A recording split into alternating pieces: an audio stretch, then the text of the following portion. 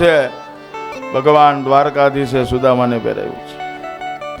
સુદામાને બંને પહેરાવ્યું છે.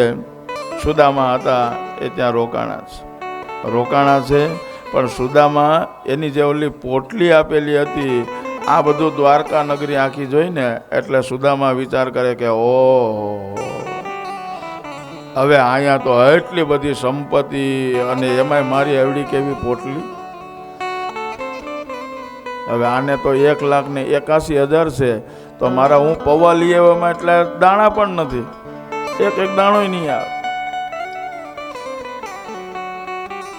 પોટલી સંતાડતા જઈશ.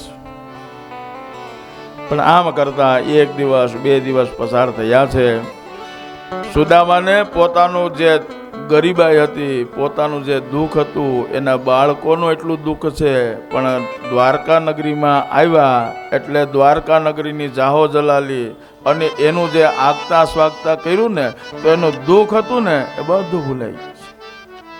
દુઃખ બધું ભૂલાઈ ગયું છે. અને દ્વારકાધીશની સામે બેસે. રોજ સવારનો સમય થાય એટલે બંને મિત્રો છે એ બંને મિત્રો ઝૂલા ઉપર ઝૂલતા જાય અને વાતો કરતા જાય. વાતો કરતા કરતા છે એ કૃષ્ણ ભગવાન કહે, સુદામા, નાનપણના આપણે બંને જણા મિત્રો છીએ અને એમાંય ખબર છે તને આપણે સાંદીપની ઋષિની અંદર આશ્રમમાં ભણતા હતા અને એ સમયની અંદર આપણે ગુરુજીએ સમિત લેવા માટે મોકલા છે અને એ સમિત લેવા માટે જ્યારે ગયા અને એટલો બધો ભયંકર વરસાદ આવ્યો. આટલું ભગવાન બોલ્યા એટલે સુદામા કહે કે કાના, મને બધી ખબર છે તું હું કહેવા માંગે છે, પણ ત્યારે જે દાઢી ડગબગતી હતી ને તું કહેતો હતો ત્યારે હું ખોટું બોલ્યો કે આ વરસાદને હિસાબે થઈને મારી દાઢી ડગડગે છે. મને બધી ખબર. આ કૃષ્ણ અને સુદામાની જોડી એવી છે અને કૃષ્ણ સુદામાની જોડી છે.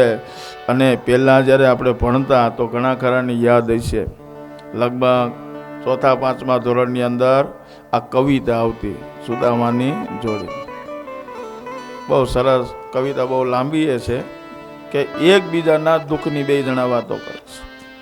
કૃષ્ણ સુદામાની જોડી. આ જોડી બંને જણા સાથે બેસી હિસકે હિચકતા જાય અને બંને જણા કૃષ્ણ ભગવાન સુદામાને કહે, સુદામા છે એનો જવાબ આપે. આમ બંને જણાની સુદામાની કૃષ્ણની જોડી એવી આખી કવિતા બનાવે છે. સુદામાજી કૃષ્ણ પ્રભુને આવું કહે છે, ભાઈ બંધી કનૈયા ભૂલ મારે, ભૂલ મારે.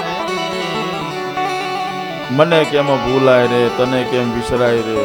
આખી કવિતા આવી કવિતા બતાવી. તો એ કૃષ્ણ અને સુદામા બંનેનું વિલન થયું છે.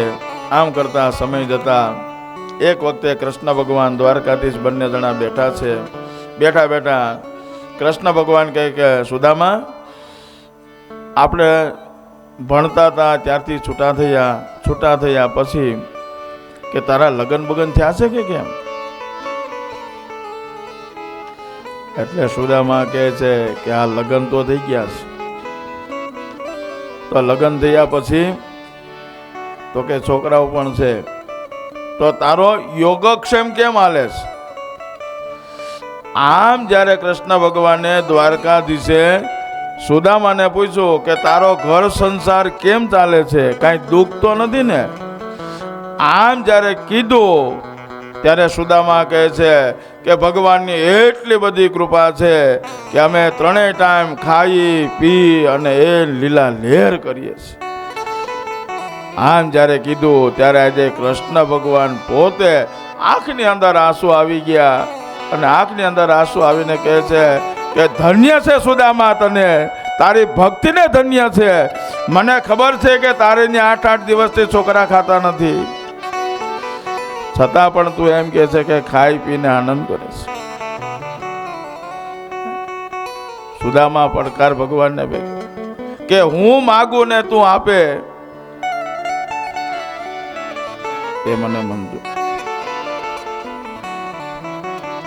પણ માગ્યા વગરનો જો આપે સુદામાએ આજે દ્વારકાથી સામે બેઠો ધારે ને તો એટલું કહે ને,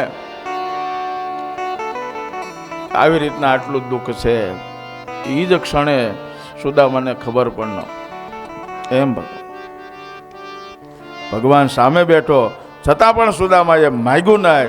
ભગવાનને એટલો બધો આનંદ થયો અને આનંદ થતાની સાથે કૃષ્ણ ભગવાન દ્વારકાધીશ કહે કે સુદામા,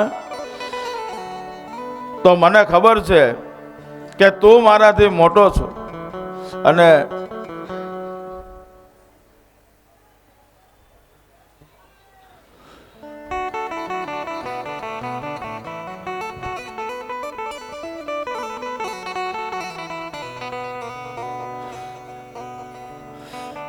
દ્વારિકાધીશ કી પ્રસાદ છે, ભગવાનની પ્રસાદ. એને ભાવ જાગૃત થયો ભગવાન પ્રત્યેનો.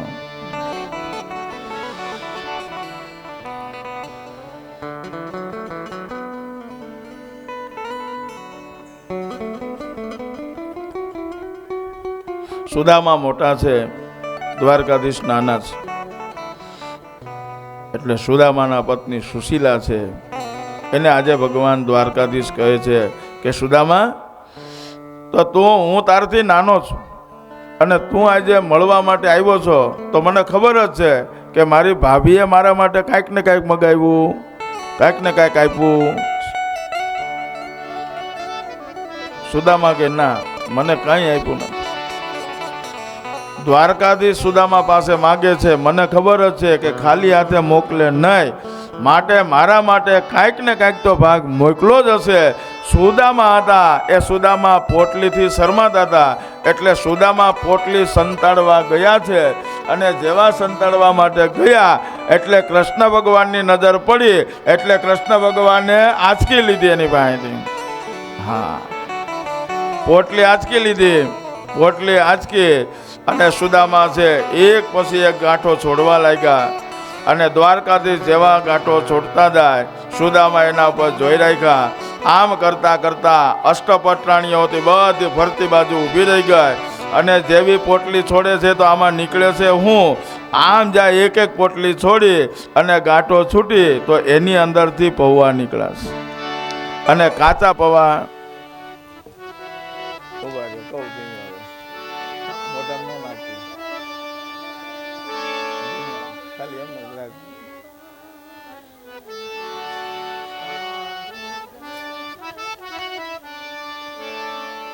દ્વારકાધી છે, પોટલી છોડી એની અંદરથી પૌવા નીકળ્યા છે. તાંદુળ જમે છે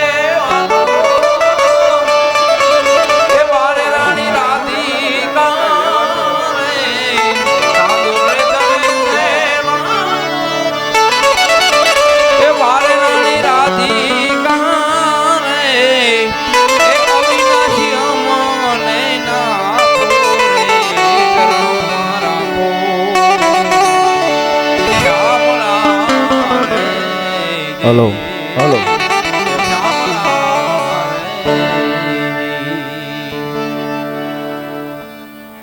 હલો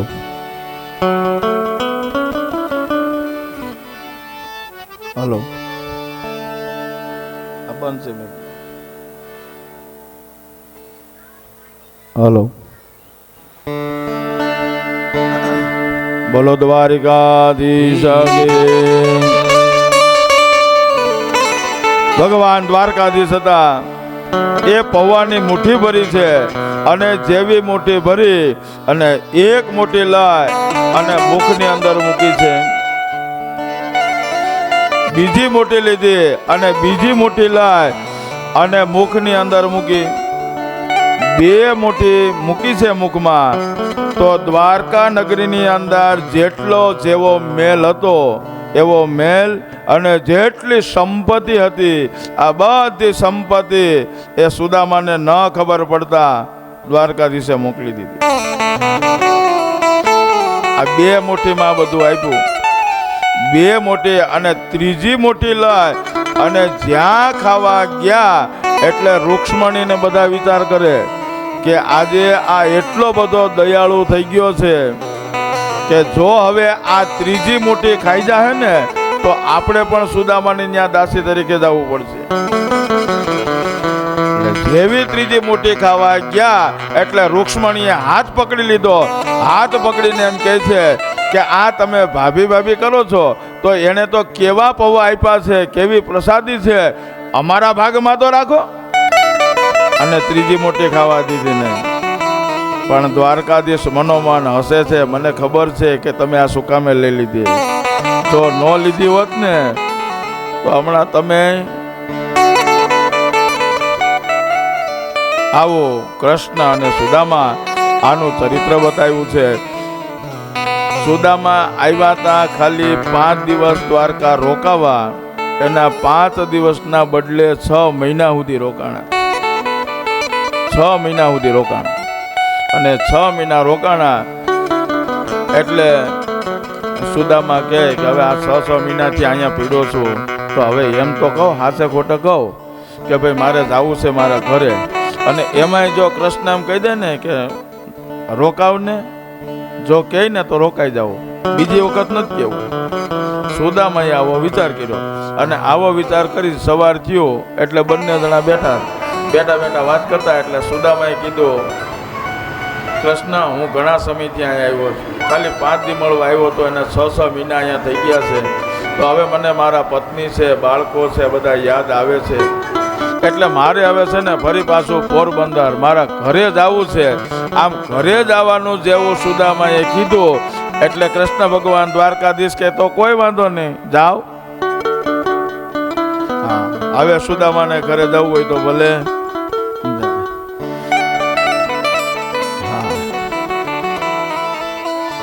સુદામા છે એ ફરી પાછા છે એ પોરબંદર તરફ જવા રવાના થયા છે. કે ઘણાથી વિદ્યા એ વિદાય માંગી વિપની રે. કે ઘણાથી વિદ્યા એ વિદાય માંગી વિપની રે. એ મોરારીની પાસે કાંઈ નહોતું માંગ્યું રે. જાતને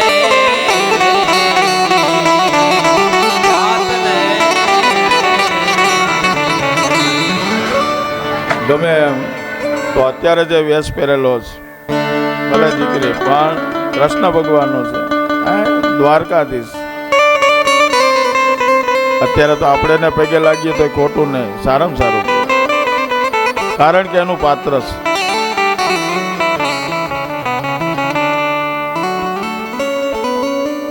તો આવા દ્વારકાધીશે જ્યારે કીધું, સુદામા હતા એ સુદામા વિચાર કરે છે કે મેં એક વખત ખાલી કીધું તો એમ કીધું કાંઈ વાંધો નહીં, ભગવાને રજા આપી દીધી. ભગવાને જેવી રજા આપી છે. આનો અવાજ હરકો કરો ભાઈ, બેકિંગ નથી આવતું. અને ક્यों સમજાવો, इसका બેકિંગ નહીં आ रहा है, नहीं, थोड़ा आवाज बढ़ाओ.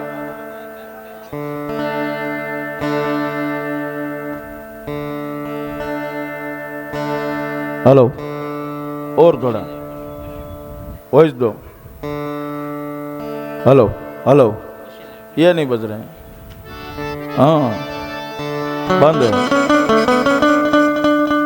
हेलो हेलो,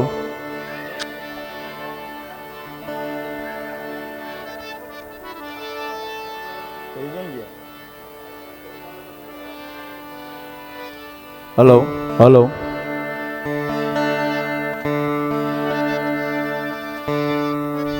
તો આવા ભગવાન દ્વારકાધીશે સુદામાને વિદાય આપી. સુદામા જેવા હાલતા થયા છે. જેવા થોડે દૂર ગયા એટલે સુદામા હજી વિચાર કરે કે મેં ખાલી એક વખત રજા માંગી તોય મને રોકાવાનું કીધું નહીં, હાથે ખોટે માળો બોલ્યો નહીં કે રોકાઈ જાવ. પણ સુદામા જ્યાં વિચાર કરતા હતા તે સમયે દ્વારકાધીશ હતા. એ દ્વારકાધીશ ફરી પાછા સુદામાની જે પોતળી હતી એ પોતળી લઈ અને દોડતા દોડતા સુદામાની પાછળ ગયા. એ સુદામા ઊભો રે, ઊભો રે. સુદામા વિચાર કરે કે હજી હું બાકી રહી ગયું. હજી જો એમ કે ને કે ના રોકાઈ જા તો પાછો વળ્યો. હજી સુદામા ઈ વિચાર કરે ત્યાં કૃષ્ણ ભગવાન હતા એની પોતળી લઈને આવ્યા અને સુદામાને કહે છે કે તું આ મારી પોતળી પહેરીને વયો જા. આલે આ તારી પોતળી પહેરી લે, પિતાંબર મારું લાવ. સુદામાએ ફરી પાછી પોતાની પોતળી પહેરી લીધી, પિતાંબર આપી દીધું. દ્વારકાધીશ ફરી પાછા મહેલમાં આવ્યા. સુદામા પોરબંદર તરફ રસ્તામાં વિચાર કરે, જો આટલી બધી સંપત્તિ છે પણ આને લોભ તો જુઓ. સુદામા વિચાર કરે કે આને લોભ તો જુઓ. હવે કદાચ એનું આ પિતાંબર કદાચ મેં પહેરી લીધું હોત અને પહેરીને ગયો હોત તો એને શું વાંધો હોત? હવે આટલી સંપત્તિમાં કદાચ આ એક પિતાંબર એને ક્યાં મોંઘું પડતું? સુદામા આમ વિચારે છે. ત્યારે દ્વારકાધીશે બહુ લાંબો વિચાર કરીને આ ક્રિયા કરી છે. કારણ કે ભગવાન છે ભક્તની લાજ રાખે હંમેશને માટે. ભગવાન દ્વારકાધીશ વિચાર કરે છે કે મેં આપેલું પિતાંબર છે એ પિતાંબર પહેરી અને જો સુદામા જશે ને અને ગામનાને ખબર પડશે કે સુદામા હતા દ્વારકા ગયા હતા, તો મારું પિતાંબર પહેરીને જાહે એટલે નગરના બધા જ એમ કહે કે અહીંયા તો એમ કહે છે કે મારે અયાચક વ્રત છે, હું માગતો નથી. પણ એ માગતો નથી, ગામમાં ફેલાવ્યું છે, અહીંયાથી પૂરું નથી થતું એટલે દ્વારકા જઈને માગી આવ્યો. આ ભક્તની લાજ રાખવા માટે થઈ અને ભગવાને પોતળી આપી કે મારા ભક્તને કોઈ મેણું ન મારે. ભગવાને ફરી પાછી પોતળી આપી દીધી. સુદામા છે ધીમે ધીમે ભક્તિ કરતા કરતા ઘરે આવ્યા અને પોરબંદરની અંદર જ્યાં એનું ઘર હતું ત્યાં ઘર જે ઝૂંપડી હતી એ ઝૂંપડીનું સ્થળ હતું. ત્યાં આવીને જ્યાં સુદામા ઊભા રહ્યા તો એ ઝૂંપડીને બદલે થઈને ત્યાં મોટો બધો મહેલ દેખાણો છે. મોટો મહેલ દેખાણો કે જેવો દ્વારકામાં જોઈને આવ્યા હતા એવો જ મહેલ અહીંયા દેખાણો. એટલે સુદામા ઊભા ઊભા વિચાર કરે કે આ હું 6 મહિના જ્યાં દ્વારકામાં ગયો તો હું મ્યુનિસિપાલિટી વાળાએ આવીને પાડી નાખ્યું અને મહેલ બનાવી દીધો. સુદામા આવો વિચાર કરે. સુદામા જ્યાં વિચાર કરતા હતા એ સમયે એના પત્ની સુશીલા હતા. એ સુશીલા જ્યારે રવેશની અંદર નીકળ્યા, ગેલેરીમાં આવીને જોયું તો સુદામા નીચે ઊભા છે. એટલે સુશીલાએ ઉપરથી અવાજ માર્યો, આવી જાઓ. આમ જે અવાજ માર્યો એટલે સુદામાએ જ્યાં ઉપર જોયું એના પત્ની સુશીલા હતા. સુદામા કે આટલી વારમાં આટલો મોટો મહેલ? સુદામા હતા જેવા મહેલની અંદર ગયા, સુશીલાએ બધી બેઠી અને વાત કરી કે તમારા ગયા પછીના અમારે કોઈ પણ જાતની ચિંતા નથી. તમે ત્યાં જેમ 6 મહિના આનંદ કર્યો ને એવો જ અમે આખી જિંદગીનું અત્યાર સુધીનું જે દુઃખ હતું ને એ 6 મહિનામાં એનાથી વિશેષ સુખ અમે આમાં ભોગવી લીધું. જેટલું દુઃખ હતું, જેટલું દુઃખ પડ્યું ને એનાથી વિશેષ સુખ અત્યાર સુધીમાં અમે ભોગવ્યું. ત્યારે સુદામાએ એની પત્ની સુશીલાને કીધેલું છે કે આટલું દુઃખ હોવા છતાં પણ તે મારાથી ખભેથી ખભો મિલાવી એટલું ભગવત કાર્ય કર્યું છે ને, તો હવે આટલી સંપત્તિ, ત્યારે તો ચિંતા હતી કે કાલ સવારનું શું થશે, ઘડીક પછીનું શું થાય, છોકરાઓને હું ખવડાવશું, આ બધી ચિંતા. જો ભગવાનની કેવી કૃપા થાય કે આ ભગવાને એનું કામ કરવા માટે થાય અને આપણી બધી ચિંતા દૂર કરી અને આટલી બધી સંપત્તિ આપી છે. અને હવે આટલી સંપત્તિ આપી છે એટલે અત્યાર સુધીની અંદર ભગવાનનું જે કામ કરતા હતા તો એ કામથી એની અંદર વધારો કરવો જોઈએ.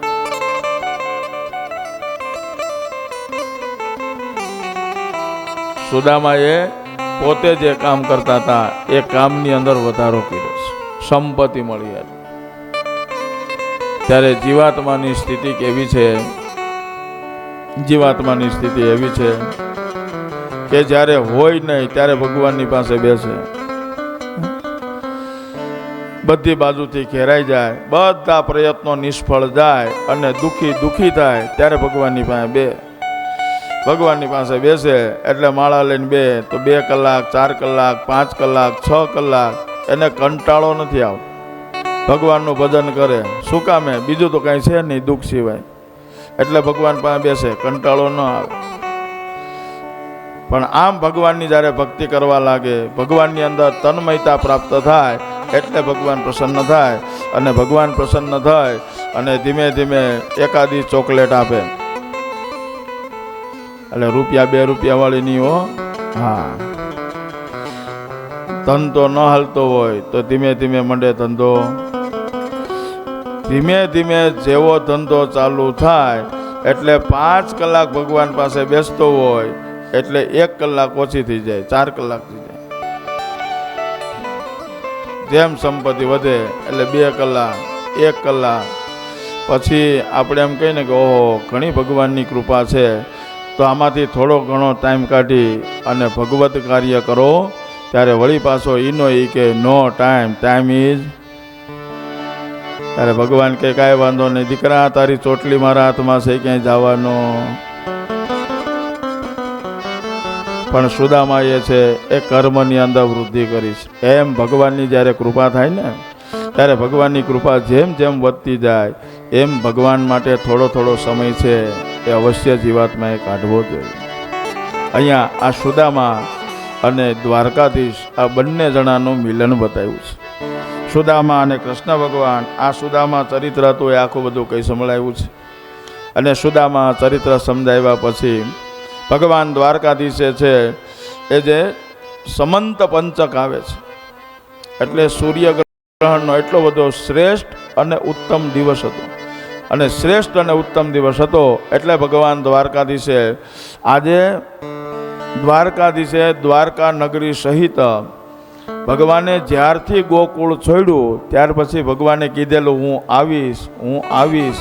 પણ ભગવાન ક્યારે ગોકુળની અંદર ગયા નથી.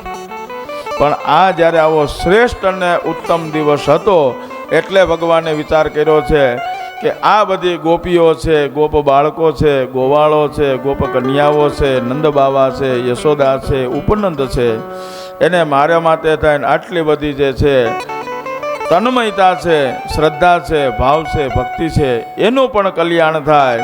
અને બીજા નંબરની અંદર કે કેટલા વર્ષો પછી આજે યદુવંશીઓ છે અને વ્રજવાસીઓ છે તો આ બંને જણાનું મિલન થાય આવો વિચાર કરી અને ભગવાન દ્વારકાધીશે ગોકુળની અંદર સંદેશો મોકલ્યો છે કે સમંત પંચક છે, ગ્રહણનો દિવસ શ્રેષ્ઠ અને ઉત્તમ છે, તો એની અંદર સરોવરની અંદર સ્નાન કરવાનું મોટું પુણ્ય છે. આમ જ્યારે સંદેશો મોકલો અને કીધેલું છે કે વ્રજવાસીઓને કહેજો બધા આવે. કુરુક્ષેત્રના આગળ જે સરોવર છે એ સરોવરની અંદર બધા ભેગા થયા છે. જ્યારે આ સમય આવ્યો છે ત્યારે બધા એક સાથે એક સરોવરની અંદર બધાએ સ્નાન કર્યું છે. અને પહેલું અને છેલ્લું આ બંને જણાનું મિલન થયું છે. ભગવાન દ્વારકાધીશે યદુવંશીઓ અને વ્રજવાસીઓ આ બધાનું મિલન થયું. ઘણા સમય પછી નંદ બાવા યશોદાજી છે દ્વારકાધીશને જોઈ ભગવાનને ભેટી પડ્યા છે. સુખદેવજી મહારાજ કહે છે કે આમ યદુવંશી અને વ્રજવાસી આ બંને જણાનું મિલન થયું. એ મિલનની કથા કઈ સંભળાવી છે અને એ મિલનની કથા સમજાવ્યા પછી સુખદેવજી મહારાજે છે શ્રીમદ ભાગવતના 10મા સ્કંદના પૂર્વાર્ધ અને ઉત્તરાર્ધ આ બંને મળી અને 90 અધ્યાયો જે છે એ 90 અધ્યાયો સમજાવી અને આ 10મા સ્કંદને વિરામ આપ્યો. કૃષ્ણાર્પણમસ્તુ. બોલો દ્વારિકાધીશ કી. 2 મિનિટ ધૂન 2 લીટીમાં ગૌરવ. શ્રી કૃષ્ણ ગોવિંદ હરે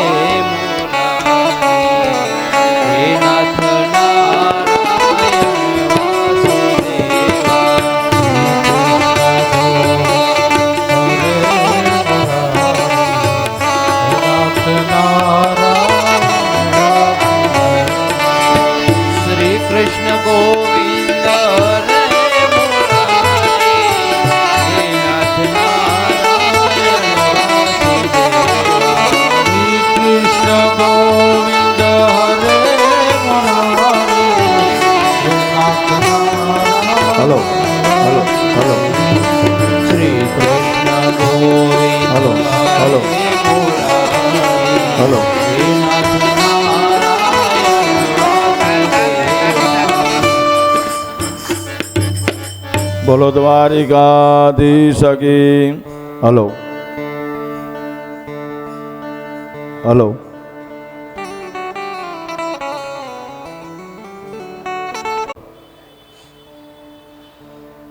તો આવું સૂર્યગ્રહણનો દિવસ એનું મહત્વ હતું, એ પણ ભગવાને બતાવ્યું. 10મા સ્કંદના 90 અધ્યાયો કહી અને વિરામ આપ્યા.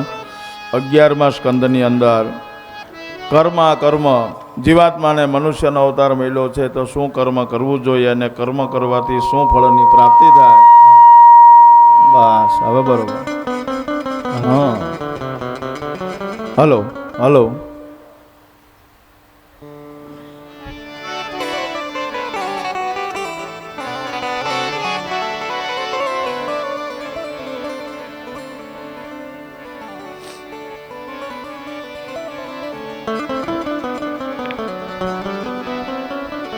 સુખદેવજી મહારાજ કહે છે કે રાજા, આમ જીવાત્મા મનુષ્ય યોનિમાં આવ્યા પછી કર્મ વિકર્મેતિ વેદવાદ લૌકિક વેદસ્ય તે સ્વરાત્માત્વા તત્ર મોહ્યન્તિ સૂરય.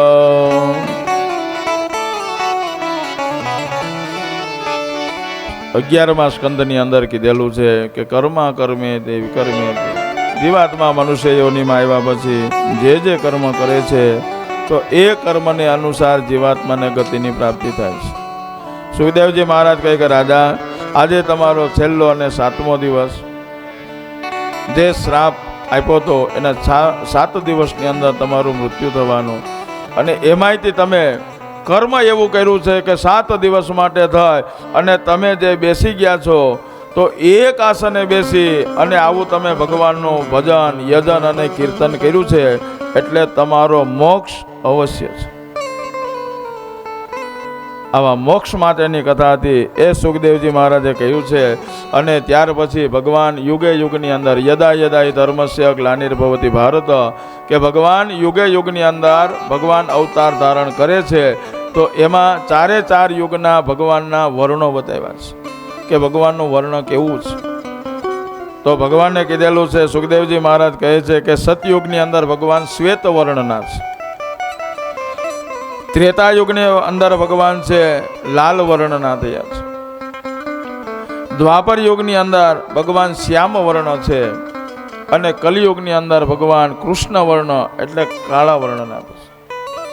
એનો વર્ણ બતાવ્યો છે. અને જ્યારે કલિયુગનો અંત આવશે ત્યારે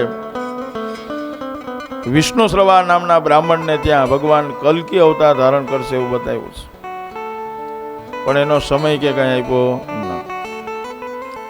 જ્યારે હળાહળ કળિયુગ થશે, એવી કળિયુગની કહાણી પણ એવી છે ભયંકર. એમાં બતાવેલું છે કે એવી કળિયુગની કહાણીની અંદર કે જે ભગવાનની ભક્તિ કરશે, ધર્મની સાથે જોડાયેલો રહેશે, એનું કલ્યાણ થશે.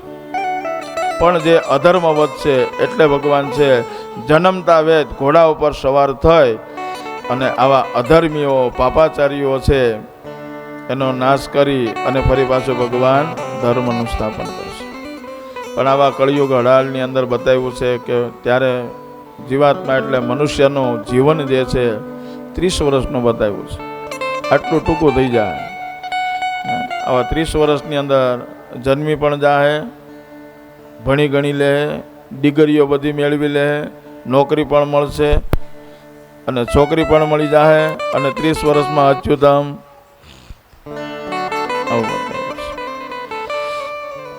આવું ભગવાને કળિયુગનું વર્ણન હતું એ પણ બતાવ્યું. અને ત્યાર પછી કાળ વર્ણનો ક્યારે થશે એ પણ બતાવ્યું. ત્યાર પછી બ્રહ્મચર્ય આશ્રમ, એ જે આશ્રમો જે છે એ આશ્રમોનું મહત્વ બતાવ્યું. અને છેલ્લે ભગવાને જે છે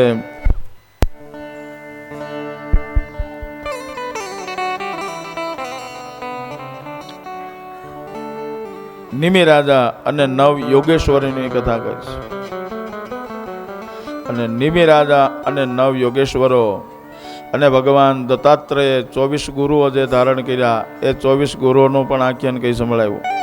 અને આમ કરતા સુખદેવજી મહારાજ કહે છે કે દત્તાત્રેય ભગવાને પણ 24 ગુરુ ધારણ કર્યા છે. એટલે ગુરુઓની પાસેથી, ભમરા પાસેથી પણ લીધું, ફૂલ પાસેથી પણ લીધું, હાથી પાસેથી પણ લીધું. એ બધા જ્ઞાન એક એક પાસેથી લીધા છે કે રૂપ, રસ, ગંધ, સ્પર્શ અને શબ્દ આમાં ક્યારે ફસાવવું નહીં. તો એ 24 ગુરુ જે છે એ દત્તાત્રેય ધારણ કર્યા છે. એટલે જીવનની અંદર જ્યાંથી આપણે સદવિચારો મળે અને એ સદવિચારો આપણે પ્રાપ્ત કરીએ તો એની પાસેથી, જેની પાસેથી મેળા છે એ આપણા ગુરુ છે. તો આવા 24 ગુરુઓ જે છે, સારો ગુણ મળે અને એનું આચરણ કરીએ એ આપણા ગુરુ છે. તો આવા જે છે એ ગુરુનું મહત્વ પણ બતાવ્યું છે. અને આમ કહી અને સુખદેવજી મહારાજ કહે છે કે રાજા, એમ જીવાત્માએ કર્મ કરતા કરતા જીવન જીવવું જોઈએ. તો જીવન જીવવાથી અવશ્ય સદગતિની પ્રાપ્તિ થાય છે. આમ જ્યારે કીધું ત્યારે પરીક્ષિત મહારાજના જે પ્રશ્નો હતા એ પ્રશ્નોના બધા જ જવાબો આપ્યા છે. ને એ સમયે સમીક ઋષિએ જે શ્રાપ આપેલો હતો એ શ્રાપ આપેલો તક્ષકનાગ 7મો દિવસ થયો એટલે ફૂફાડા મારતો જ્યારે આવે છે, એ ફૂફાડા મારતા આવતા નાગની સામે એક બ્રાહ્મણના દીકરા મળ્યા છે. બ્રાહ્મણનો દીકરા મળ્યો છે એટલે બ્રાહ્મણના દીકરાએ તક્ષક નાગને કીધેલું છે. અને તક્ષક નાગે જ્યારે એને જોયો એટલે કીધેલું છે કે તું ક્યાં જાશો? તો કે હું પરીક્ષિત મહારાજ ગંગા નદીના કિનારે અનશન વ્રત લઈને બેઠા છે, ત્યાં હું જાઉં છું. કે કેમ? તો કે તું જે ડંખ મારે ને તો એ ડંખ મારે એટલે હું તરત જ પાણીની અંજલી છાંટી અને એનું ઝેર ઉતારી નાખીશ. એટલે શ્રાપિત છે તારો ડંખનું જે છે એ પણ થઈ જાય. પરીક્ષિત મહારાજ ફરી પાછા જીવતા રહે અને એ જીવતા રહે એટલે એના બદલાની અંદર મને સોના મોરને આપે એટલે મારી સંપત્તિ વધે. ત્યારે આ તક્ષક નાગે પરીક્ષા કરવા માટે તેને કીધું છે કે તારે સંપત્તિ જોઈએ ને? તો કે હા. એટલે આ તક્ષક નાગ હતો, એક લીલું ઝાડ ઊભું હતું. આ લીલા ઝાડની અંદર એવો ફૂફાડો મારીને ડંખ માર્યો. જેવો ડંખ માર્યો એટલે આખું ઝાડવું હતું એ સુકાઈ ગયું. જેવું ઝાડવું સુકાણું એટલે આ બ્રાહ્મણ પુત્ર હતા એને હાથમાં પાણીની અંજલી લઈ મંત્ર બોલી અને જેવું ઝાડ ઉપર છાંટ્યું એટલે ફરી પાછું લીલું.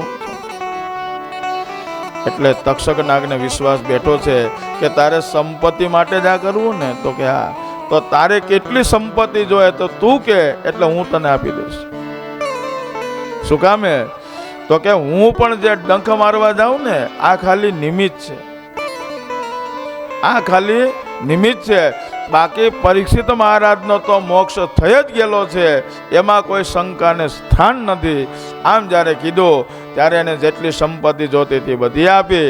આ બાજુ તક્ષક નાગ છે ફૂફાડા મારતો ગંગા નદીના કિનારે નજીક આવવા લાગ્યો છે. જેવા નજીક આવે છે તે સમયે પરીક્ષિત મહારાજ કહે છે કે રાજા, હજી જો તને કાંઈ શંકા હોય, હજી તારે કાંઈ પૂછવું હોય તો પૂછી લે. જ્યાં સુધી હું અહીંયા બેઠો છું ત્યાં સુધી તક્ષક નાગ આવી શકશે નહીં. એટલે એ ચિંતા તું છોડી દે. હજી પણ કાંઈ પ્રશ્ન હોય તો મને પૂછી લે.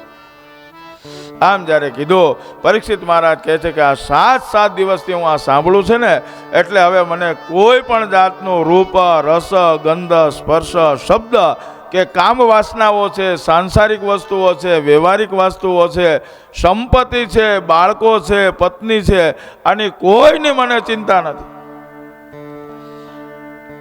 આમ જ્યારે નિખાલસતાથી કીધું સુખદેવજી મહારાજને પૂરો વિશ્વાસ બેઠો અને એ સમયે ફરી પાછો પરીક્ષિત મહારાજે છે એ સુખદેવજી મહારાજનું પૂજન અર્ચન કર્યું અને પૂજન અર્ચન કરી અને સુખદેવજી મહારાજને છે એ સુખદેવજી મહારાજને નમસ્કાર કર્યા અને નમસ્કાર કરી અને આજે પરીક્ષિત મહારાજ છે હાથ જોડી અને સુખદેવજી મહારાજ પાસે પ્રાર્થના કરે છે.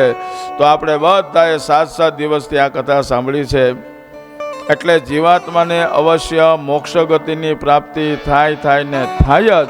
તો એવો આપણાથી વિખૂટા પડેલા એવા નાનજીભાઈ, જીતુભાઈ અને દક્ષાબેન સહિત સમસ્ત પિતૃઓ માટે થાય અને ભગવાનને પ્રાર્થના કરીએ કે ભગવાન અમારાથી વિખૂટો પડેલો જીવાત્મા જે તમારી પાસે આવ્યો છે ને, તો એ જીવાત્માને તમે સદગતિ અને શાંતિની પ્રાપ્તિ કરાવજો.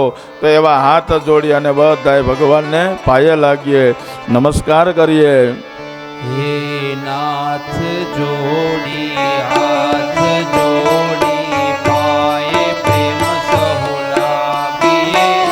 શરણો મળે સાચું તમારું એ હૃદયથી માગીએ. જે જીવ આવ્યો આપ પણ ચરણમાં અપનાવજો. પરમાત્માએ આત્માને શાંતિ સાથી આપજો. પરમાત્માએ આત્માને શાંતિ સાથી આપજો. વળી કર્મના યોગ કરી દે. કુળમાએ અવતરે ત્યાં પૂર્ણ પ્રેમે ઓ પ્રભુજી આપને ભક્તિ કરે.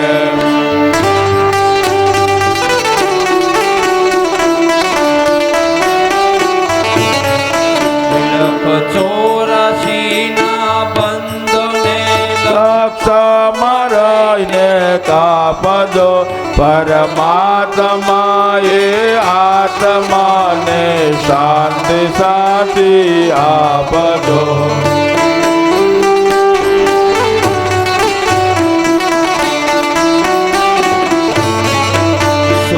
સંપત્તિ વિચારને સદવા ને વારસો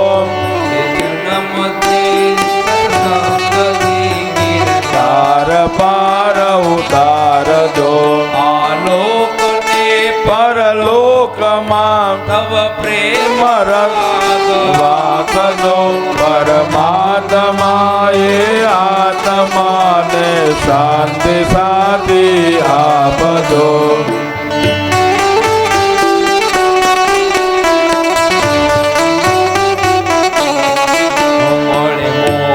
કે સુખ સ્વર્ગના આશા ઉરે એવી નથી. યો દેહ દુર્લભ માનવીનો ભજન કરવા ભાવથી સાચો બતાવી રૂપ શ્રીરણ છોડ હૃદયે રાખજો.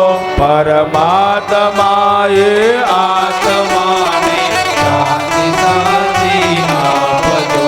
પરમાત્માએ આત્માને શાંતિ સાથી આપજો. પરમાત્માએ આત્માને શાંતિ સાથી આપજો. બોલો કૃષ્ણ કનૈયા. લાલ કી જય. સ્વર્ગસ્થ પિતૃઓને ભગવાન શાંતિ આપે, મોક્ષી આપે, આવી પુષ્પાંજલિ બતાવી છે. આવી ભગવાનને પ્રાર્થના થયા પછી પરીક્ષિત મહારાજે પણ ભગવાન સુખદેવજી મહારાજને નમસ્કાર કર્યા છે. જેવા સુખદેવજી મહારાજે નમસ્કાર કર્યા છે એટલે સુખદેવજી મહારાજ એક પણ શબ્દ બોલ્યા વગર પોતે જે વ્યાસાસને બેઠેલા હતા વ્યાસાસન તરફ ઊભા થયા અને ઊભા થઈ સભા મંડપની અંદર થઈ અને સુખદેવજી મહારાજે આજે સભામાંથી વિદાય થઈ છે. બધાએ જય જયકાર કર્યો. બોલો સુખદેવજી મહારાજ કી. આમ સુખદેવજી મહારાજ જેવા ગયા, આ તક્ષક નાગ હતો, ફૂફડા મારતો જે આવતો હતો, એ વિચાર કરે કે આટલી બધી જનસભાની અંદર ઋષિ મુનિઓની વચ્ચે મારે પરીક્ષિત મહારાજની પાસે જવું તો કેવી રીતના જવું, આમ જ્યાં વિચાર કરતો હતો તે જ સમયે દેવી દેવતાઓ છે બધા આકાશ મંડળની અંદર આવ્યા છે. આકાશ મંડળની અંદર આવી હાથમાં પુષ્પ રાખી અને બધા વિચાર કરે છે કે પરીક્ષિત મહારાજ દેહ કેમ છોડે છે. આમ જ્યાં વિચાર કરતા હતા તે જ સમયે આ તક્ષક નાગ છે એક ફૂલની ટોપલી હતી એની અંદર બેસી ગયા અને એ ફૂલની ટોપલી જે પરીક્ષિત મહારાજનું પૂજન કરવા માટે બધા જતા હતા ધીમે ધીમે ધીમે ધીમે આ ટોપલી નજીક આવી અને જેવી નજીક આવી એટલે તક્ષક નાગ એમાંથી ફૂફાડા મારતો ઊભો થયો અને ઊભો થાય અને અતિશય ક્રોધ કરી અને પરીક્ષિત મહારાજને એવો ડંક માર્યો છે અને એ ડંક મારતાની સાથે પરીક્ષિત મહારાજનો જે દેહ હતો આ દેહમાંથી જે તેજ હતું આ તેજ નીકળી અને જેવો ભગવાનની અંદર ફેર્યો એટલે બધાએ પુષ્પની વૃષ્ટિ કરી બધાએ જય જયકાર કર્યો. બોલો પરીક્ષિત મહારાજ કી. પરીક્ષિત મહારાજ છે પણ ફરી પાછા સ્વધામ પધાર્યા છે. સુત પુરાણી હતા એ સૌનકાદિક ઋષિ મુનિઓને કહે છે કે આવી આ ભગવાનની અનન્ય કથાઓ છે તો દરરોજને માટે થાય સદા સેવ્યા સદૈવને માટે થઈ સેવા લાયક કરજો હોય તો એ આ ભગવાનની કથાઓ છે. તો આમ જેમ ગંગાજી વહેતા રહે છે એવી જ રીતના છે આ જ્ઞાન ગંગા છે એ વહેતી જ રહેશે. તો જ્યારે પણ સમય મળે જ્યારે કોઈ તક મળે તો એ તકનો લાભ છે એ જીવાત્માએ અવશ્ય ઉઠાવવો જોઈએ અને આવી જ્ઞાન ગંગાની અંદર ડૂબકી મારતા રહેવું જોઈએ. સુત પુરાણી હતા સૌનકાદિક ઋષિ મુનિઓને આટલી કથા કહેલી છે અને એ કથા કહી અને 11મો સ્કંદ છે એ 11મા સ્કંદને વિરામ આપ્યો. બોલો કૃષ્ણ કનૈયા લાલ કી. 12મો સ્કંદ છે એ 12મો સ્કંદ ફક્ત ઊંડીના બતાવ્યા છે. 2 અધ્યાયોમાં ઊંડી કીધી છે. તો આ ઊંડીનું એટલું બધું મહત્વ બતાવ્યું છે. મહત્વનું એટલું જ કીધેલું છે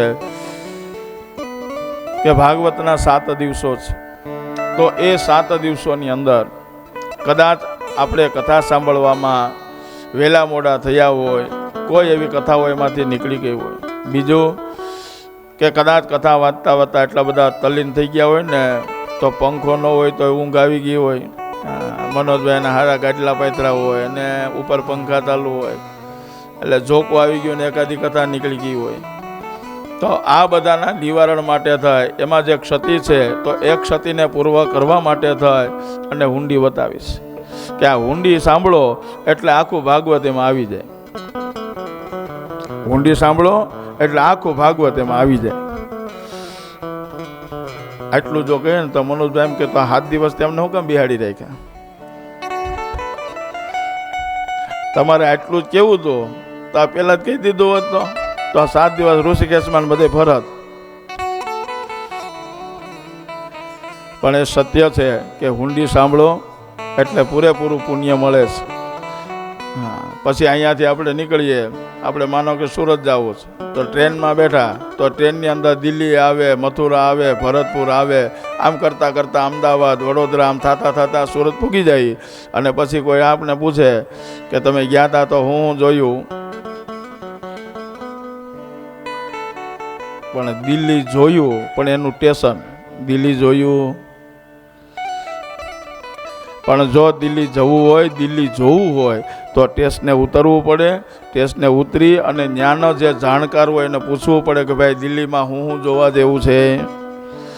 તો પછી દિલ્હીની અંદર આખામાં ફરો તો પછી કોકને એમ કહેવાય કે અમે દિલ્હી. એમ ભાગવતની અંદર ઊંડી ખારી સાંભળી લ્યો એટલે પુણ્ય મળે. પણ ક્યારે કે આખું ભાગવત સાંભળ્યું હોય કે ભાગવત અમે આખું સાંભળેલું છે, એની અંદર અમે પ્રવેશ કર્યો અને આવા વાંગમય સ્વરૂપની અંદર અમે અંદર જઈ અને ભગવાનને બરોબર તપાસ્યા કે ભગવાન કેવા છે, એની કેવી કૃપા છે. આ ઊંડી બતાવે છે. તો એ ઊંડીના જે અધ્યાયો છે તો એ ઊંડીના અધ્યાયો આપણે બધા ધ્યાનપૂર્વક સાંભળશું કે જેથી કરી અને આપને પુણ્ય ફળની પ્રાપ્તિ. તો સુખદેવ સુત પુરાણી હતા સૌનકાદિ ઋષિ મુનિઓને પહેલા સ્કંદની અંદર બતાવે છે કે આ વ્યાસ મુનિનું જે ચિંતન કર્યું, નારદજી આવ્યા અને આગલા જન્મની કથા કહી, ચતુશ્લોકી ભાગવત કહ્યું છે, તેમાંથી વ્યાસજીએ 18,000 શ્લોક બનાવ્યા અને ભાગવતની રચના કરી છે. ભાગવતની રચનાની અંદર પ્રથમ પેલું મહાભારતની શરૂઆત કરી, અશ્વત્થામા અને પાંડવોના પુત્રોને માર્યા એની કથા કીધી, દુર્યોધનનો મૃત્યુ પામ્યો છે તેની કથા કીધી, ઉત્તરાના ગર્ભનું ભગવાને રક્ષણ કર્યું છે, ભીષ્મ પિતા પાસે ગયા અને ઉત્તરાયણના સૂર્ય થયા, ભીષ્મ પિતાએ છે પોતાના દેહનો ત્યાગ કર્યો એ કથા કીધી છે. પછી ભગવાન જે છે દ્વારકાની અંદર આવ્યા અને તેનું જે સ્વાગત થયું એની કથા કીધી. પરીક્ષિત મહારાજના જન્મની કથા કીધી. વિદુરજી અને ધૃતરાષ્ટ્ર આ બંનેનો જે સંવાદ થયો, મંત્રીપદનો ત્યાગ કર્યો એની કથા કીધી. યુધિષ્ઠિરને નગરચર્યા જે છે એને અપશુકન થયા એની કથા કહેવામાં આવી. પછી અર્જુન જે દ્વારકા ગયા હતા અને યદુવંશનો જે સંહાર થયો એની કથા કીધી છે. પરીક્ષિત મહારાજે ગાદી આવ્યા, દિગ્વિજય કર્યો, કળિયુગનું દમન કર્યું એની કથા કીધેલી છે. ત્યાર પછી જ્યારે પરીક્ષિત મહારાજ મુગિયા રમવા માટે ગયા અને તેને સમીક ઋષિનું જે અપમાન કર્યું એનાથી એને શ્રાપ મળ્યો એની કથા કહેવામાં આવી. અને શૃંગી ઋષિએ શ્રાપ આપ્યો એની કથા કીધી. અને ગંગા નદીના કિનારા ઉપર પરીક્ષિત મહારાજ છે અનશનનું વ્રત લઈ અને બેઠા. આટલી કથા છે પહેલા સ્કંદની અંદર કહેવામાં આવી છે. બીજા સ્કંદની અંદર સૂત પુરાણી હતા, સૌનકાદિક ઋષિમુનિઓને કહે છે કે બીજા સ્કંદની અંદર સુખદેવજી મહારાજ ત્યાં આવ્યા છે. પરીક્ષિત મહારાજે એને પૂજન અર્ચન કરી એના પ્રશ્નો કર્યા છે એ કથા કહેવામાં આવી. ભગવાનનું વિરાટ સ્વરૂપ જે ધારણ કર્યું હતું તો એ વિરાટ સ્વરૂપનું વર્ણન છે એ સુખદેવજી મહારાજે કીધેલું છે. પછી સુખદેવજી મહારાજે 4 અધ્યાયો પૂરા થયા પછી એનું જે એને મંગલાચરણ કર્યું એની કથા કહેવામાં આવી. બ્રહ્માજીએ જે સૃષ્ટિનું સર્જન કર્યું એની કથા કીધી. ભગવાને વરાહ અવતાર લીધો એની કથા કહેવામાં આવી. શ્રી કૃષ્ણ ભગવાનના જન્મ સુધીના અવતરણોનું વર્ણન હતું. આ કહી અને બીજા સ્કંદને વિરામ આપ્યો. ત્રીજા સ્કંદની અંદર ધૃતરાષ્ટ્ર અને ગાંધારી એને દેહનો ત્યાગ કર્યો એની કથા કહેવામાં આવી. વિદુરજી અને ઉદ્ધવજીનો જે ભેટો થયો એની કથા કહેવામાં આવી. પછી ગોકુળની અંદર કરેલા લીલાનું વર્ણન કરવામાં આવ્યું. પછી દ્વારકાધીશે જે કથા અને પ્રભાગ ક્ષેત્રની અંદર ભગવાન ગયા અને પોતાના દેહનો ત્યાગ કર્યો એની કથા કહેવામાં આવી. પછી પ્રાકૃતિક વૈકૃતિક આવા સૃષ્ટિનું વર્ણન કર્યું. માનસી અને મૈથુની સૃષ્ટિનું વર્ણન કર્યું. વર્ણાશ્રમને જે કર્યા છે એનું કથા કીધી. વરાહ અવતાર થયો અને હિરણ્યાક્ષને હિરણ્યકશિપુને ભગવાને જે માર્યા એની કથા કહેવામાં આવી. જય અને વિજયને જે શ્રાપિત થયા એની કથા કહેવામાં આવી. વરાહ અવતાર લઈ અને મનુરાજાના વશની કથા કીધી. કરદમ ઋષિ જે હતા એના તપની કથા કીધી. દેવહૂતિ દ્વારા ભગવાને કપિલ તરીકે જન્મ ધારણ કર્યો એની કથા કહેવામાં આવી. પછી એને ત્યાં 9 દીકરીઓ થઈ છે એની કથા કહેવામાં આવી. પછી સાંખ્ય શાસ્ત્ર જે હતું એની કથા કીધેલી છે. પ્રકૃતિ અને પુરુષની કથા કીધી. અને ભક્તિ યોગના લક્ષણો, કાલનું વર્ણન. અને કપિલ ભગવાન હતા તીર્થયાત્રા કરતાં કરતાં જે સમુદ્રના કિનારે આવી અને આશ્રમ બનાવ્યો. અને જ્યારે મા ગંગા ઉતરા છે અને ગંગા અને સાગર બંને જણા મળ્યા એનું મિલન એની કથા કહી અને સૂત પુરાણી હતા એ ત્રીજા સ્કંદને વિરામ આપ્યો. ચોથા સ્કંદની અંદર બતાવ્યું છે કે ભગવાન શિવના જે લગ્ન થયા છે તો આ લગ્નની કથા કહેવામાં આવી. ધ્રુવજીનું જે આખ્યાન હતું એ કથા કહેવામાં આવી. ઉત્તમને જે માર્યો છે એની કથા કીધી. ધ્રુવજીએ જે યક્ષોને માર્યા એની કથા કહેવામાં આવી. અને કુબેર એના ઉપર પ્રસન્ન થયા એ કથા કહેવામાં આવી. વેનની કથા કીધી છે. પૃથુ મહારાજના જન્મની કથા કીધી. પૃથ્વીનું દોહન કર્યું એની કથા કીધી. અશ્વમેઘ યજ્ઞની કથા કીધી. અને ધર્મની ઉપરની જે વાતો ધર્મની જે છે એ કથા કહેવામાં આવી. પ્રચેતાઓની કથા કીધી. પ્રાચીન બરહીની કથા કીધી. પુરંજનનું આખ્યાન કહે અને પ્રચેતાઓની કથા કહે અને ચોથા સ્કંદને વિરામ આપ્યો. પાંચમા સ્કંદની અંદર મનુરાજાના પુત્ર કે પ્રિયવ્રત અને ઉતાનપાદ હતા એના ચરિત્રની કથા કીધી. અગ્નિગ્રહ રાજાનું જે આખ્યાન હતું એ કઈ સંભળાવ્યું. નાભી રાજાની જે કથા હતી કીધી. વૃષભદેવની કથા કીધી. જૈન ધર્મની ઉત્પત્તિ થઈ એનું કથા કહેવામાં આવી. ભરતજીનું જે ચરિત્ર હતું એ કથા કીધી છે. અને બીજા 2 જન્મની કથા ભરતજી હતા એની કથા કહેવામાં આવી. અને ત્યારે કાલી માતા જે પ્રસન્ન થયા એની કથા કીધી. રહુગણ રાજાને આત્મજ્ઞાન આપ્યું એ કથા આવે છે. ભવાટવીનું વર્ણન આવે છે. ગંગા અવતરણની કથા આવે છે. અને ત્યાર પછી ખગોળ ભૂગોળ આનું વર્ણન કંઈ સંભળાવ્યું. અને જે દ્વીપો થયા છે આ દ્વીપોનું વર્ણન કંઈ સંભળાવ્યું. ત્યાર પછી સમુદ્રનું વર્ણન કર્યું. સૂર્ય અને ચંદ્ર એનું પૃથ્વીથી અંતર કેટલું છે એ વર્ણન કહેવામાં આવ્યું. અને 28 પ્રકારના નરકો છે એનું વર્ણન કરી અને પાંચમા સ્કંદને વિરામ આપ્યો છે. છઠ્ઠા સ્કંદની અંદર સૂત પુરાણી હતા સૌનકાદિક ઋષિમુનિઓને કહે છે કે છઠ્ઠા સ્કંદની અંદર અજામિલ જે હતા આ અજામિલની કથા કહેવામાં આવી. દક્ષના જન્મની કથા કીધી. હંસગોહ્ય સ્તોત્રની કથા કીધી. હરિયાસ્વ સબલાસ્વ એની કથા કહેવામાં આવી. નારદજીને દક્ષે જે શ્રાપ આપ્યો હતો એની કથા કહેવામાં આવી. અને ત્યાર પછી દક્ષની જે 60 દીકરીઓ હતા એના લગ્ન કર્યા એની કથા કહેવામાં આવી. અને નારાયણ કવચ કેટલું શ્રેષ્ઠ અને ઉત્તમ છે તો એવું નારાયણ કવચનું પણ કહેવામાં આવ્યું. પછી વિશ્વરૂપ, વૃત્રાસુર આની કથા કીધી. દધીસી રુચિની કથા કહેવામાં આવી છે. ઇન્દ્રને જે બ્રહ્મ હત્યા લાગી હતી તો બ્રહ્મ હત્યાનું જે નિવારણ થયું એની કથા કીધી. દીતીએ પયોવ્રત કર્યું છે અને આ પ્રયોવ્રતનું જે હતું એ પયોવ્રતથી 49 મરુદ ગણો જે ઉત્પન્ન થયા એની કથા છે સવિસ્તાર કહી અને 6થા સ્કંદને વિરામ આપ્યો છે. 7મા સ્કંદની અંદર સૂત પુરાણી હતા સૌનકાદિક ઋષિ મુનિઓને કહે છે કે 7મા સ્કંદની અંદર હિરણ્યાક્ષ ને ભગવાને વરાહ અવતાર લઈને માર્યો, પણ હિરણ્ય કશિપુને ભગવાને છે ઋષિ અવતાર લઈ અને માર્યો એની કથા કહેવામાં આવી. પછી બ્રહ્માજીનું વરદાન એ જ્યાં હિરણ્ય કશિપુએ લીધું હતું, તપ કર્યું હતું એ કથા કહેવામાં આવી. પ્રહલાદજીને ભગવાનની જે ભક્તિ કરી છે અને એ ભક્તિથી પ્રસન્ન થયા તો આવા પ્રહલાદજીની કથા કીધી. અને પ્રહલાદના રક્ષણ માટે થઈ અને ભગવાને જે ઋષિ અવતાર લીધો એ કથા કહેવામાં આવી. પછી ગૃહસ્થ ધર્મના જે ગૃહસ્થાશ્રમને છે એ બધું સવિસ્તાર કઈ સંભળાવી અને 7મા સ્કંદને વિરામ આપ્યો છે. 8મા સ્કંદની અંદર ગજેન્દ્ર મોક્ષની કથા કીધી. ભગવાને હરિ જન્મ લીધો એ હરિકથા કહેવામાં આવી. સમુદ્ર મંથન થયું અને એમાંથી 14 રત્નો નીકળ્યા એની કથા કહેવામાં આવી. બલિરાજાના યજ્ઞની અંદર ભગવાન વામન સ્વરૂપે આવ્યા. ભગવાને 3 રગલા પૃથ્વી માગી અને બલિરાજાને પાતાળની અંદર ચાપ્યા અને એ બલિરાજા પાસેથી ભગવાનને છોડાવવા માટે થઈ અને મહાલક્ષ્મી બેન તરીકે આવ્યા. શ્રાવણ મહિનાની પૂનમના દિવસે રક્ષાસૂત્ર બાંધ્યું અને ભગવાનની માગણી કરી છે. આ કથા છે કહેવામાં આવી છે. અને ત્યાર પછી મત્સ્ય અવતાર લીધો, કચ્છ અવતાર લીધો. આની સવિસ્તાર કથા કહી અને 8મા સ્કંદને વિરામ આપ્યો છે. 9મા સ્કંદની અંદર સુદ્યોમ્નની કથા છે, ચ્યવન ઋષિની કથા છે, નાભાગ રાજાની કથા છે, અમરીશની કથા છે, દુર્વાસા મુનિની કથા પણ છે, સૌભરી ઋષિની કથા છે, ત્રિશંકુની કથા છે, હરિચંદ્ર તારામતીની કથા છે, સગર રાજાની કથા કહેવામાં આવી. એના 60,000 દીકરાઓ એની કથા કીધી છે. સૌદાસનો જે જન્મ થયો એના કર્મની કથા કહેવામાં આવી. અને રામ જન્મની કથા કીધી. રાવણને જે માર્યો એની કથા કહેવામાં આવી. અને રામચંદ્ર ભગવાન ગાદી ઉપર બેઠા એની કથા કહેવામાં આવી. અને ત્યાર પછી ચંદ્રવંશ થયો એ ચંદ્રવંશની કથા કીધી. તો ચંદ્રવંશની અંદર પુરુરવા થયા, એના ઉર્વશીની સાથે લગ્ન થયા. અને ત્યાર પછી પરશુરામનો જે જન્મ થયો એની કથા કહેવામાં આવી. યયાતિ રાજાની કથા કીધી. અને દુષ્યંત અને શકુંતલા આની કથા કહી અને 9મા સ્કંદને વિરામ આપ્યો છે. 10મો સ્કંદની અંદર પૂર્વાર્ધ બતાવ્યો છે. તો પૂર્વાર્ધની અંદર છે કે દેવતાઓની સ્તુતિથી મથુરા નગરીની અંદર વસુદેવ અને દેવકી તરીકે દેવી દેવતાઓ હતા એ બધાએ જન્મ ધારણ કર્યો.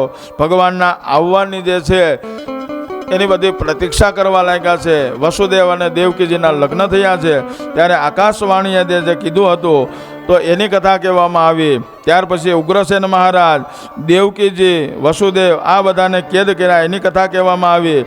6 બાળકોને માર્યા. 7મો ગર્ભ હતો એ રોહિણીની અંદર સ્થાપિત કર્યો એની કથા કહેવામાં આવી. અને 8મા ની અંદર ભગવાન શ્રી કૃષ્ણ પરમાત્મા પોતે આવ્યા અને ભગવાન ગોકુળની અંદર ગયા એની સવિસ્તાર કથા કહેવામાં આવી. ગોકુળમાં લઈ અને ભગવાને જે લીલાઓ કરી છે, બધા રાક્ષસોને માર્યા છે એની કથા કહેવામાં આવી.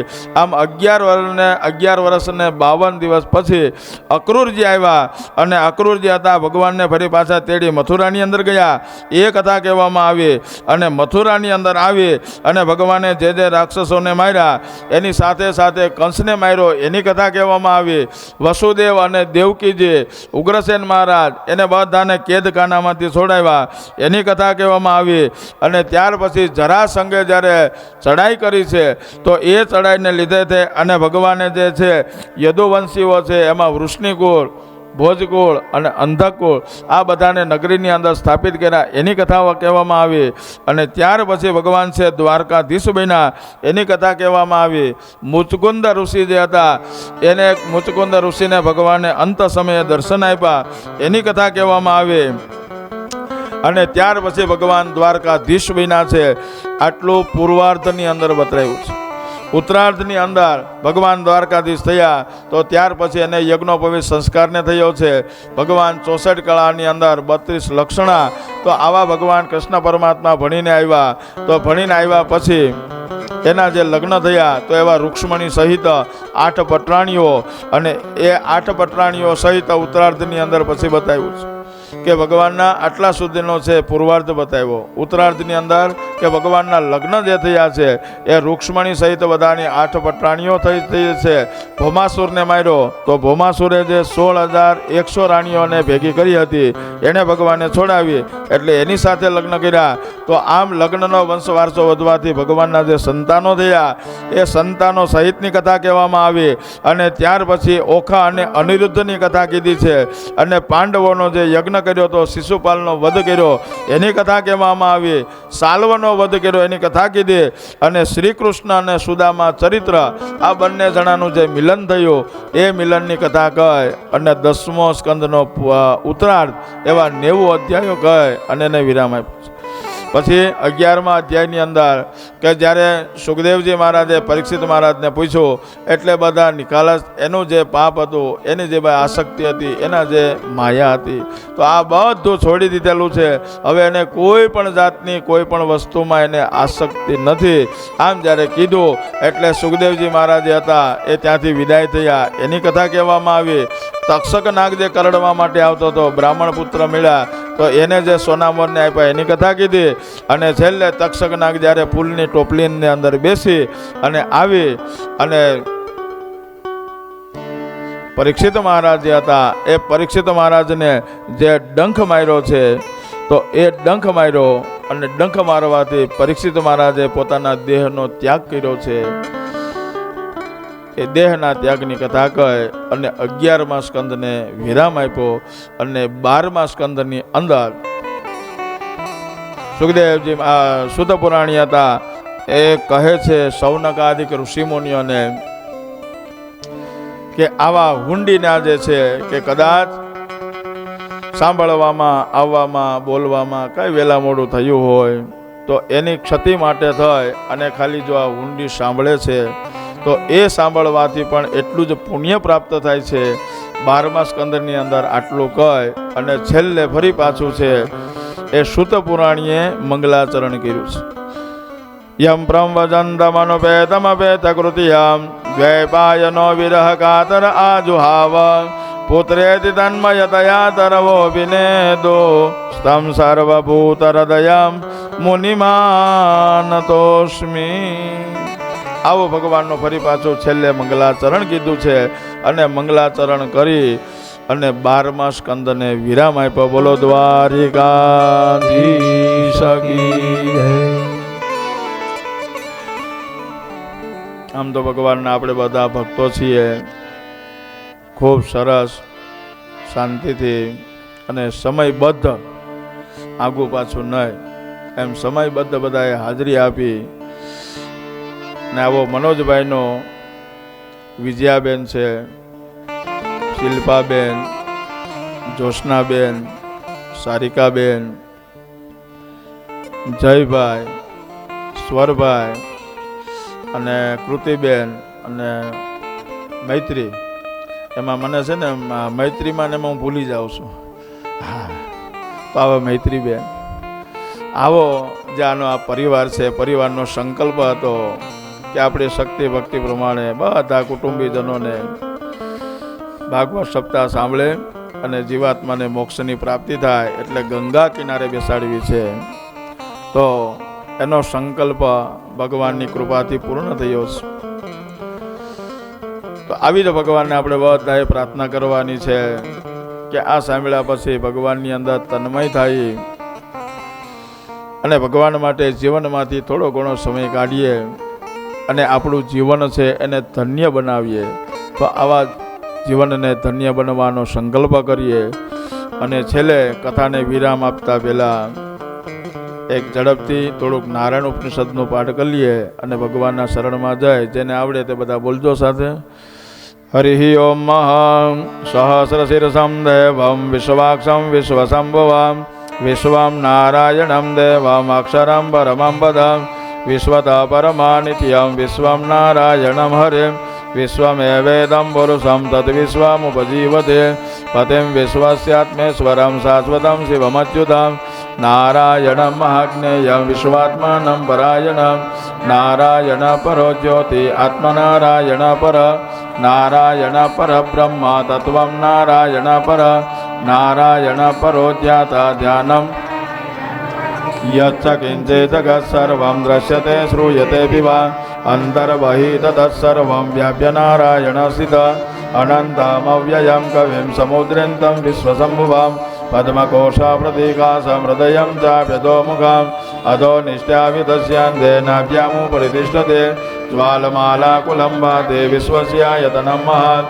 સંતतं શિલાભિસ્તો લંબત્યા કોશસન્નિભાં તસ્યાન્તે સુશિરં સૂક્ષ્મં તસ્મિन् સર્વં પ્રતિષ્ઠિतं તસ્ય મધ્યેર્મહાન્નગ્નિર્વિશ્વાર્થી વિશ્વતોમુખ શોક્રભોગ્ભે ભજન્તિષ્ઠન્નાહારમદરકવે તિર્યગુર્ध्वामदसायि रश्मयस्तस्य सन्तता सन्तापयति सन्देहमापादतलमस्तक तस्य मध्ये वणिशिखा अनिरुद्धा व्यवसिता नीलतो यतमध्यस्ताद्विद्युल्लेखे भास्वरा निवार सुखवतन्वे पीतावस्वतनोपमा तस्या शिखाया मध्ये परमात्मा व्यवसित स ब्रह्म स शिव स हरिसेन्द्र सोऽक्षर परमस्वराट ओम स नाभवतु स न भुनक्तु स वीर्यं करवावहे तेजस्विनावधितमस्तु मा विद्विषावहे।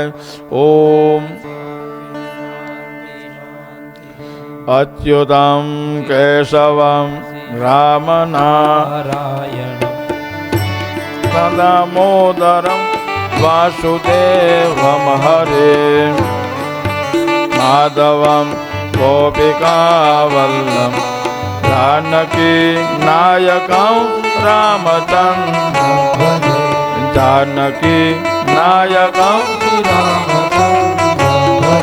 कथा विसर्जन होते सुनिए बीर हनुमान राम लक्ष्मण जानकी सदा करो कल्याण। बोलो रामचंद्र भगवान की हनुमान जी महाराज की गंगे मात की कुलदेवी मात की कृष्ण कन्हैया लाल की द्वारिकाधीश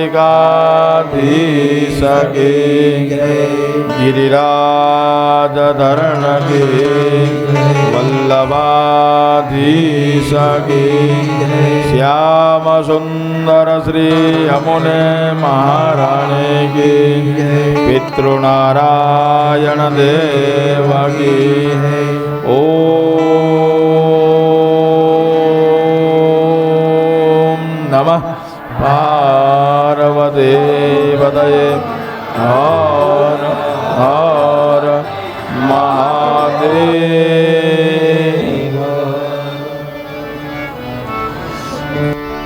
આવો ભગવાનના 12 સ્કંદો હતા તે સાંભળ્યા છે. કથાને હવે વિરામ આપ્યો છે. કથા કોઈ દિવસ પૂર્ણ થતી નથી. આ ગંગાજીની જેમ યમુનાજીની જેમ કથા વહેતી જ રહે છે. આજે અહીંયા પૂરી થાય તો કાલે ફરી પાછી બીજે ચાલુ થાય છે. એટલે કથાનો કોઈ દિવસ પૂર્ણ વિરામ હોતો નથી, એનો વિરામ હોય છે. તો આવી કથાને વિરામ આપ્યા પછીની વાતો જે છે, કારણ કે વ્યાસપીઠનો નિયમ છે, વ્યાસપીઠ ઉપર બેસો એટલે પછી ભગવાનના ભક્તો અને ભગવાન જ આ જ વાતો કરવાની, કોઈ પણના કોઈ દિવસ ક્યારે વખાણ કરવા, આ વ્યાસપીઠનો નિયમ છે. તો આવી આપણે કથાને વિરામ આપ્યો છે. તો એ વિરામ આપ્યા પછી હવે પછી ભગવાનની અત્યારે અહીંયા આરતી થશે. આરતી થયા પછી થાળ બોલાશે. થાળ બોલાયા પછી જે કંઈ સ્વાગતને આ તે બાકી હોય તો આગળનો દોર જે સંભાળે એ જે કહે એ પ્રમાણે કરી અને બધું પૂરું થઈ જાય ત્યાર પછી ફરી પાછી આ પોથીને જેમ આપણે વાંચતે ગાજતે અહીંયા સુધી લાવ્યા હતા એવું જ ભગવાનનું આ વાંગમય સ્વરૂપ છે.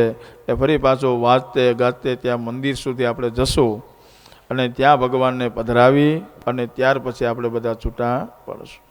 તો 2 મિનિટ ધૂન કરે ત્યાં સુધીની અંદર થાળ અને આરતી તૈયાર રાખો. 2 કૃતેસ્મિન કર્મણિ સાંગતા સિદ્ધ્યર્થમ પૂર્વોક્ત સંકલ્પાનુસારેણ સરદાર પરિવાસ્ય સમસ્ત પિતॄણામ સદગતિ પ્રાપ્ત્યર્થમ શ્રીમદ ભાગવત જ્ઞાન યજ્ઞેન વાંગ્મય પૂર્ણ પુરુષોત્તમ ઉત્તર પૂજનં ચ કરીશીએ. ધ્યાન કરાવી દો.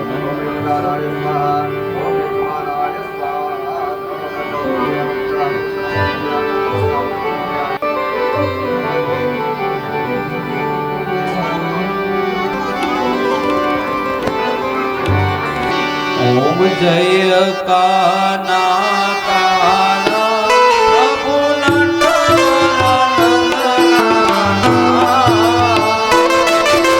મીઠી મોરલી વાળા ગોપીના પ્યારા પ્રભુ જય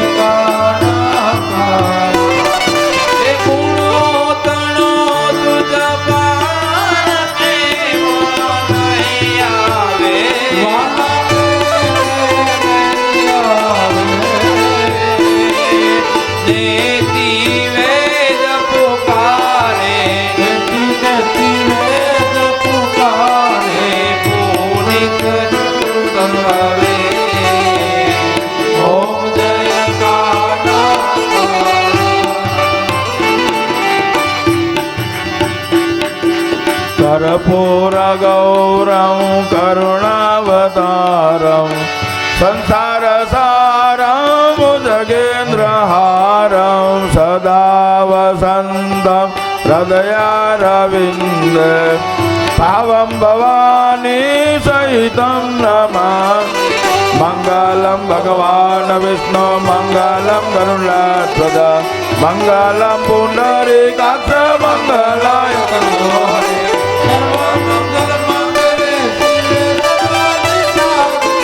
शरण्ये त्र्यंबके गौरी नारायणी नमोस्तुते नारायणी नमोस्तुते भाई नारायणी. જય શ્રી કૃષ્ણ. સરદારા પરિવાર દ્વારા આયોજિત આ સુંદર મથાની ભાગવત સપ્તાહ જ્ઞાન યજ્ઞમાં આપ સૌ સુંદર અને સારી રીતે સાંભળી એ બદલ આપ સૌનો સરદારા પરિવાર વતી ખૂબ ખૂબ આભાર. હવે મનોજભાઈ દ્વારા જે સન્માન કરવામાં આવ્યું હતું મહેમાનોનું, સંબંધીઓનું, ભાઈઓનું બધાનું સન્માન થઈ ગયું છે. હવે આજે અમે આપણે જે યોગેશ દાદાએ આપણે 7 દિવસ સુધી જે સુંદર મજાની ભાગવત કથા સરસ રીતે રસપાન કરાવ્યું એવા યોગેશ દાદાનું આપણે સન્માન કરવાનું છે. તો મનોજભાઈ પરિવાર સાથે જયભાઈ, શિલ્પાબેન, જ્યોત્સનાબેન, સારિકાબેન, કૃતિબેન, મૈત્રીબેન અને વિજયાબા અને સ્વરભાઈ તમામને નમ્ર વિનંતી કે આપ સૌ સ્ટેજ ઉપર પોતાનું સ્થાન લેશો.